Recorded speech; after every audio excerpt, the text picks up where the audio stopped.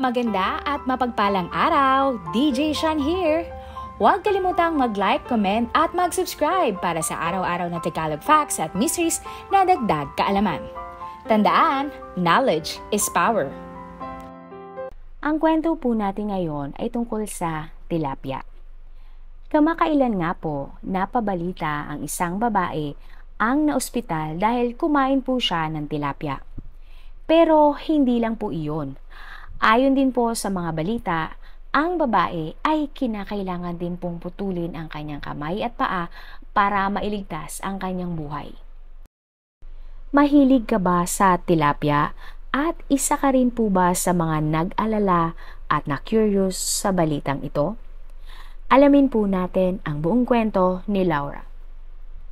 Dahil nga po ang Pilipinas ay napapalibutan ng maraming anyong tubig, maraming isda sa atin. Sa pangkalahatan, ang isda po ay itinuring na healthiest food sa buong mundo dahil sa omega-3 fatty acids na taglay nito. At isa nga po sa pinakasikat na isda dito sa atin ay ang tilapia. Isa nga po sa mga paborito natin kainin ang tilapia tuwing tanghalian o hapunan. Lalo na po kung swimming o outing, di ba? Ang tilapia kasi ay madaling iprito. Pwede mo siyang samahan ng gata, pwede mo rin siyang ihawin, at ang ilan naman po ay ginagawa itong paksiw. Ang tilapia ay isang freshwater na isda na unang nanggaling na sa Africa. Simula noon, ang tilapia ay nakilala na po sa buong mundo. Ang tilapia ay isang uri ng isda na kilala sa kanyang matamis, banayad na lasa at malutong na tekstura. Ito ay isa sa mga pinakamura at pinakamasustansyang pagkukunan ng protina at mayaman din sa iba't ibang vitamins at minerals. Pero sa di inaasahang pagkakataon, isang babae na kumain po ng tilapia ang muntik nang mamatay. Siya po ay si Laura Barajas, 40 years old. Si Laura ay mula sa San Jose, California na may ka-live-in partner at sila po ay may isang anak. Ayon po sa isang news article, July 2023, bumili ng tilapia mula sa isang lokal na palengke sa San Jose si Laura at niluto nga po ito para sa hapunan. Ayon po sa mga news articles, si Laura lamang ang kumain ng kanyang nilutong tilapia ng gabi na iyon. Pagkatapos kumain, nakaranas na si Laura ng masamang pakiramdam at kaya naman ay agad siyang itinakbo sa pinakamalapit na ospital. Habang dumadaan ang mga araw, mas lumala ang kalagayan ni Laura. Kalaunan nga po, ayon sa kanyang kaibigan na si Anna, naging malala ang kalagayan ni Laura at kailangan na nga itong lagyan ng respirator. Bukod doon, siya po ay nakomatos din. Nagkaroon na din si Laura ng kidney failure kalaunan. September 13, 2023, lumabas na nga ang mga balita na ang dalawang kamay at paa ni Laura ay kinailangan i-amputate o putulin para maisalba ang kanyang buhay matapos pong kumalat sa iba't ibang parte ng katawan ang impeksyon. At ang sinasabing dahilan ay ang pagkain niya ng tilapia. Sa huling update po tungkol kay Laura, nakalabas na po siya ng ICU at naghihintay pa po sila ng update mula sa mga medical tests tungkol sa kanyang sakit. At patuloy pa din po siyang ginagamot sa ospital. Ano nga ba ang nangyari kay Laura?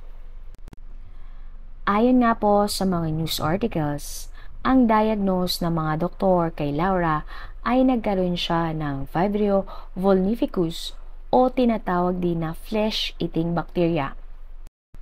Ayon po sa CDC o Centers for Disease Control and Prevention sa Amerika, ang Vibrio ay pwede mong makuha kapag kumakain po ng hilaw na seafood tulad ng isda at oysters.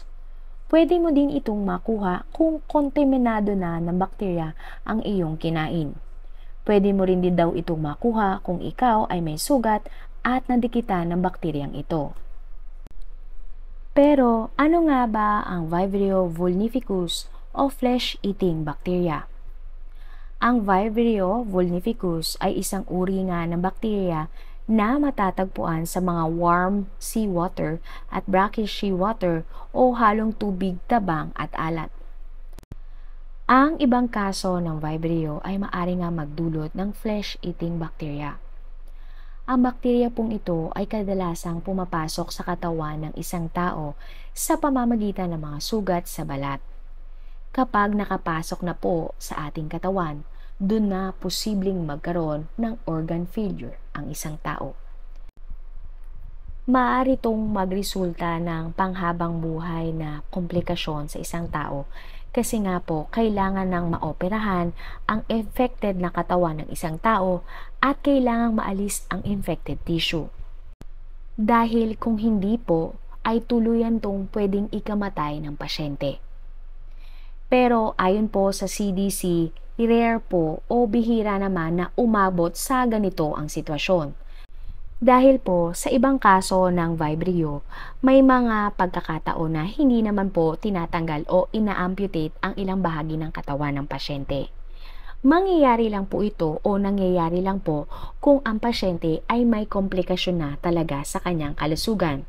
Maaari kang operahan o tanggalin o i-amputate nga ang iyong katawan kung may nauna ka ng sakit tulad ng diabetes, kidney disease at cancer. Dahil nga po, ang mga pasyenteng may komplikasyon na sa kanilang kalusugan ay mababa ang kakayahan ng mga taong ito na labanan pa ang mga impeksyon. Ang mga sumusunod ay ang sinasabi ng CDC na sintomas ng isang taong may impeksyon ng Vibrio. Matubig na pagdumi, cramps o pananakit sa tiyan, lagnat na may pagsusuka at panginginig o chills, pagbaba ng presyon ng dugo, at magkakaroon din ang taong may impeksyon ng Vibrio ng mga sugat na parang paltos ang itsura. Paano ginagamot ang impeksyon? Nalalaman na ang isang tao ay may impeksyon kapag ang Vibrio bacteria ay nakita sa sugat, dugo o dumi ng isang taong may sakit. Ang impeksyon ay ginagamot sa pamagitan ng antibiotics. Sa kalagayan po ni Laura, malala na ang kanyang impeksyon kaya kinakailangan ng mga doktor na putulin ang mga binti at braso niya para maalis ang patay o nahawang tissue mula sa mga buhay pang tissue at hindi na kumalat pa sa kanyang buong katawan. Isa sa 5 tao na may ganitong impeksyon ang namamatay. Minsan sa loob ng 1 araw o 2 araw pagkatapos magkasakit. Nasa humigit kumulang 80,000 katao ang nagkakaroon ng impeksyon ng Vibrio bawat taon at 100 katao dito ang namamatay mula sa impeksyon na ito taon-taon sa Amerika. Ngayon taong 2023, nasa 100 na po ang namatay dahil sa pagkakaroon ng impeksyon mula sa Vibrio sa Amerika. Paano nga ba nagkakaroon ng Vibrio ang tilapia? Ayon po sa isang news article, posible pong ang tilapia ay nagkaroon ng Vibrio bacteria dahil sa maduming tubig kung saan ito nahango. Sa kaso nga po ni Laura, hindi na masyadong naluto ang tilapia na kanyang binili kaya nang kinain niya ay lumipat ang bakterya sa kanyang katawan. Paano maiwasang makakuha ng impeksyon ng Vibrio? Ayon po din sa mga ulat, kung mayroon kang open wound o sugat, iwasang magpunta sa mga brackish seawater o maalat na tubig dagat. Iwasan na din po ang pagkain ng mga hilaw na karne ng isda o iba pang seafood. Dapat po siguraduhin na naluto maigi ang isda bago kainin.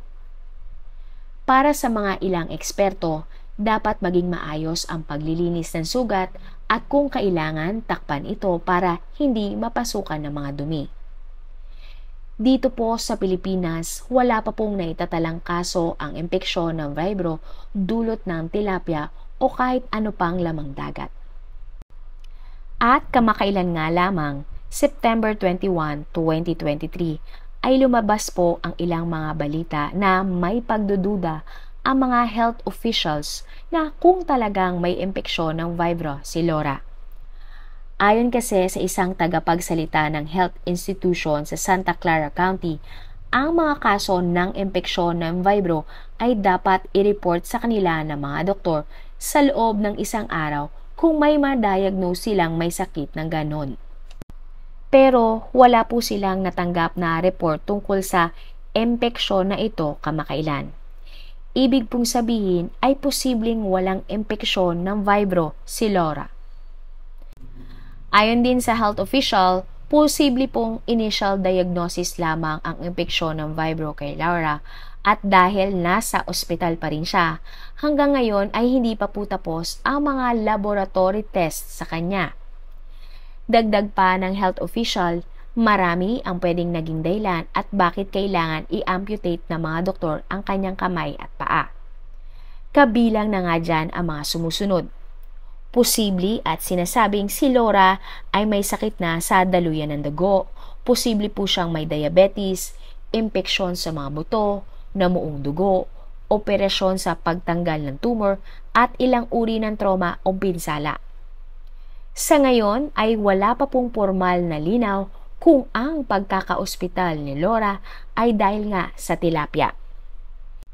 Sa madaling salita po, wala pa pong final na resort kung ang tilapia nga ang naging dahilan ng pagkakasakit ni Laura. Abangan na lang po natin sa mga susunod na update ang tungkol sa kasong ito. Marami pong salamat sa inyong panonood. Hanggang sa susunod na episode at kaalaman. Huwag kalimutang mag-comment ng inyong mga suggestion, mag-like at mag-subscribe para sa Tagalog Facts at Mysteries by DJ Sean.